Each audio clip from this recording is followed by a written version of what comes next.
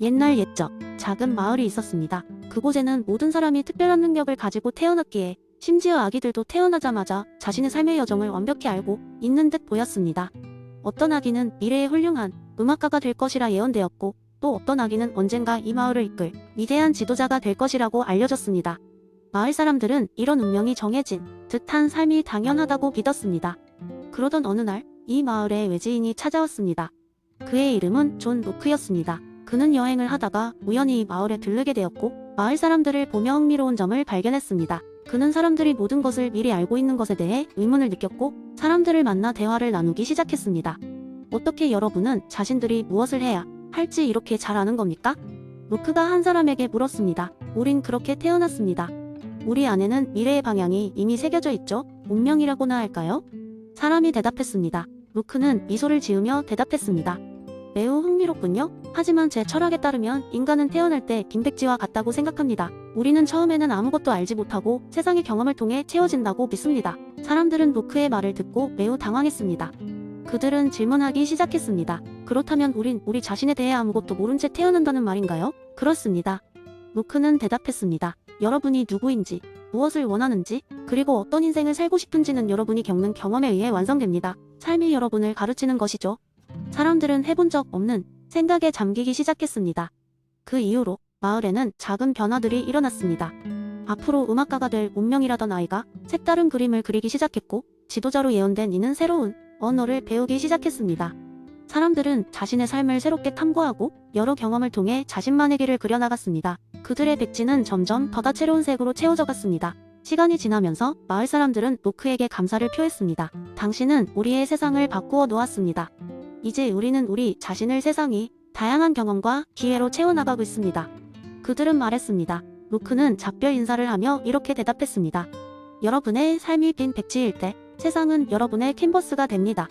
여러분의 경험이 아름다운 작품을 만들어줄 것입니다. 앞으로의 여정이 기대됩니다. 그렇게 로크는 마을을 떠났고, 사람들은 여전히 자신의 빈 캔버스에 삶이 다양한 경험과 배움을 담아가며 살아갔습니다. 백지설은 그들의 사고를 변화시켰고, 마을은 더 활기차고 창의적인 곳이 되었습니다. 이로 인해 그들의 이야기는 먼 곳까지 퍼져나가 다른 마을에서도 많은 이들이 자신들의 백지의 새로운 이야기를 써내려가기 시작했다고 합니다. 두 번째 이야기. 옛날 옛적 바람 한 점 부는 푸른 언덕 마을에 살던 한 남자가 있었다. 그의 이름은 토마스였다. 토마스는 평생을 땀과 씨름하며 평범하고 조용한 삶을 살았다. 그러나 그의 마음속 깊은 곳에는 항상 변화에 대한 갈증과 새로운 가능성에 대한 열망이 자리 잡고 있었다. 토마스의 삶은 마치 시계의 톱니바퀴처럼 규칙적이었다. 아침에 일어나 소와 양을 돌보고 오후에는 밭을 갈며 하루를 마무리하곤 했다. 하지만 어느 날 저녁, 토마스는 마을 광장에서 열리는 작은 연극 공연을 보러 갔다. 공연의 주제는 사랑과 배신, 그리고 새로운 시작이었다. 그는 그 연극을 보며 마음 깊숙이 숨어있던 불꽃이 피어오르는 것을 느꼈다. 그것은 알랭 바디우가 이야기한 사건이었다.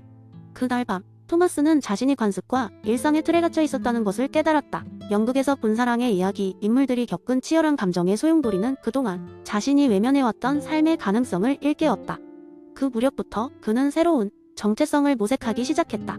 자신의 경험과 진정성을 바탕으로 삶을 재구성하게 된 것이다. 그는 지금까지의 삶을 뒤흔들 진리를 찾아 나서기로 결심했다. 마침내 그는 아침이 밝아오자 정든 마을을 떠났다.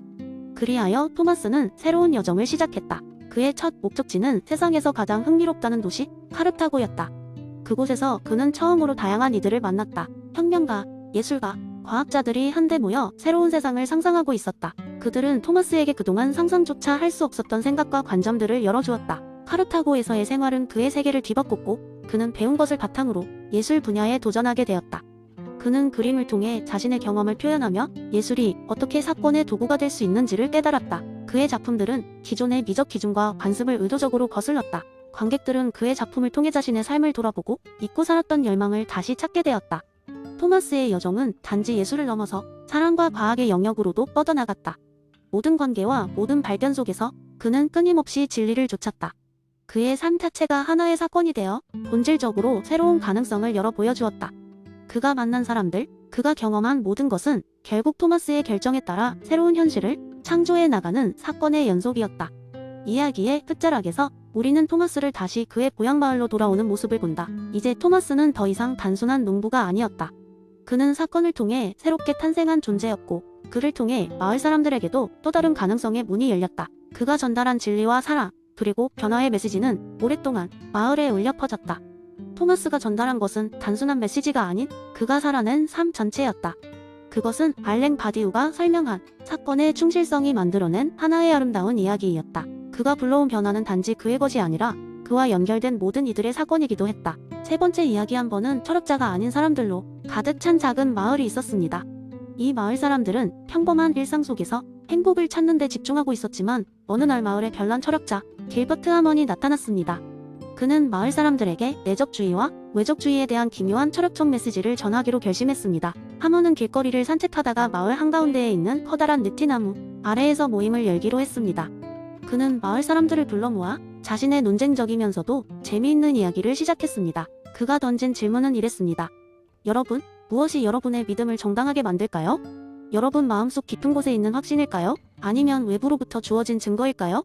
많은 사람들이 고개를 갸우뚱했지만 호기심에 찬 눈으로 하먼을 지켜보았습니다. 그때 한 발랄한 소녀가 손을 들며 물었습니다. 하지만 길버트 아저씨, 그게 무슨 상관이 있죠? 저는 그냥 세상의 일들이 좋은 쪽으로 흘러갔으면 좋겠어요. 하먼은 웃으며 대답했습니다. 좋은 질문이에요. 예를 들어봅시다. 여러분 중 누군가가 이 나무 밑 둥치에 보물을 묻어뒀다는 소문을 들었다고 해봅시다. 내적주의자는 내 마음속에 있는 믿음이 중요해. 내가 진정으로 그 보물의 존재를 확신한다면 그것으로 충분해라고 말할 것입니다. 반면 외적주의자는 그 보물 상자가 정말 있는지 확인하려면 외부의 단서나 증거가 필요해라고 주장하겠죠. 그러자 또 다른 주민이 나서서 말했습니다. 내적주의와 외적주의라. 그럼 아저씨는 어떤 입장이신가요? 하먼은 다시 미소를 지으며 저는 여러분이 스스로 답을 찾기를 바랍니다.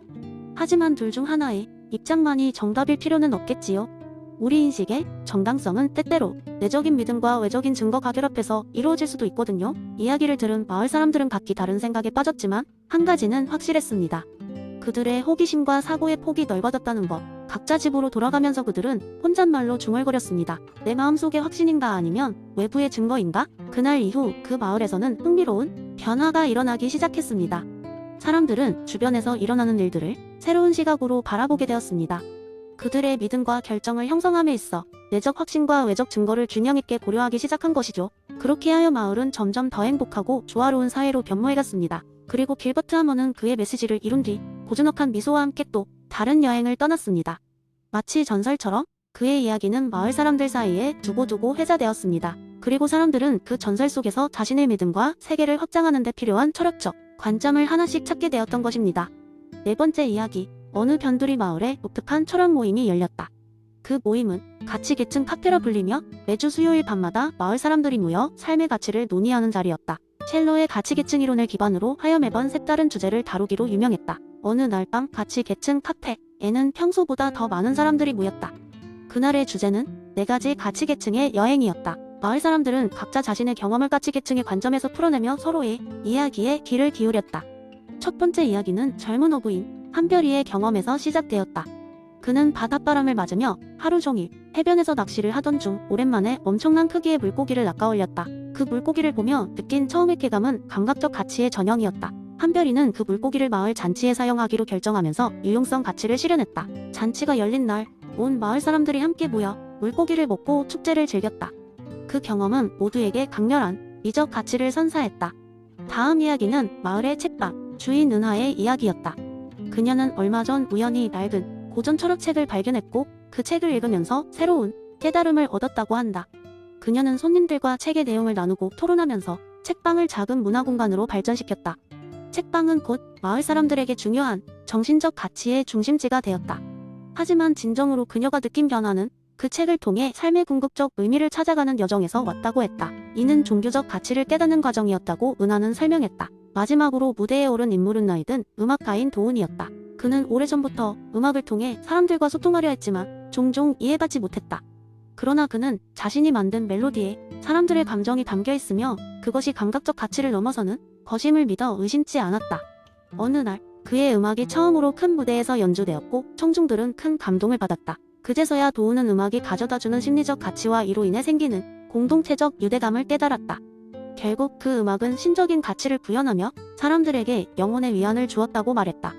이처럼 가치 계층 카페의 만남은 모든 참석자에게 각자의 삶 속에서 가치가 어떻게 연관되고 실현되는지를 깊이 고민하게 만들었다. 사람들은 자신의 삶을 돌아보며 가치가 수평적으로만 존재하는 것이 아니라 서로 다른 층위에서 우리의 행동과 윤리에 영향을 미친다는 셸러의 주장을 새롭게 이해하게 되었다.